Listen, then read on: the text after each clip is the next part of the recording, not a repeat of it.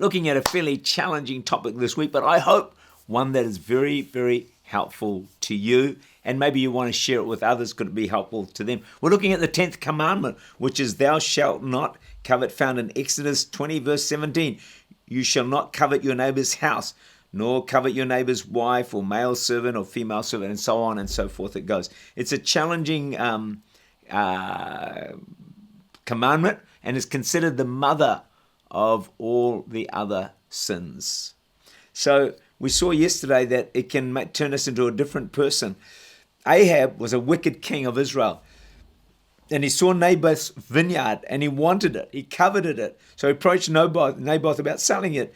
There was an inheritance, so it couldn't be sold, and Ahab sulked till his wife Jezebel, the queen, arranged to have Naboth killed. The moment he was dead, Ahab rose up and took possession of Naboth's vineyard.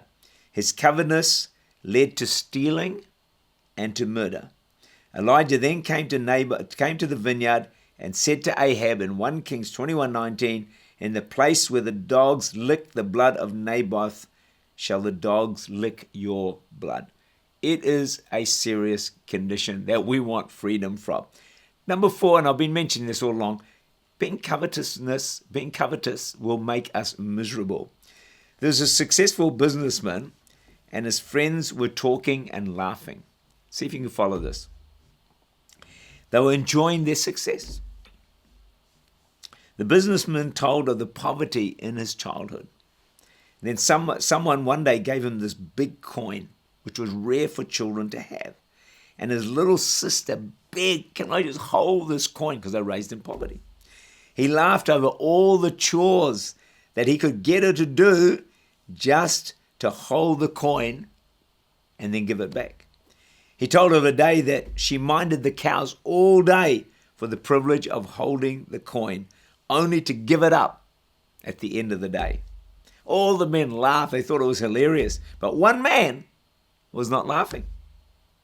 And he reminded all these businessmen, and he said that all that he was doing now and all that they were doing now was working hard for the privilege of holding on to possessions for a few days. And at the end of the day, it was coming that they would have to give it all up, just like the little sister had to do it. The end of life, you can't take it with you. You're just holding it for a very brief period of time and working so hard for that privilege. Jesus warned in Matthew 6:19-20, lay not up for yourselves treasures on earth, where moth and rust corrupt, where thieves break through and steal. But lay up for yourselves treasures in heaven. At the end of the day, everything you store up on earth, you have to give back. You can't take it with you. I've never seen a hearse with a trailer load of things behind it. Something we all need to remind ourselves over and over again. We can take nothing with us. I wonder how many people are ruining the happiness in their lives through greed and covetousness. How many more are destroying their soul for the very same reasons? Let's ask God to help us to not continually grasp for more and more and more. There's nothing wrong with having things. God wants to bless you with good things. He wants you to enjoy the things that you have.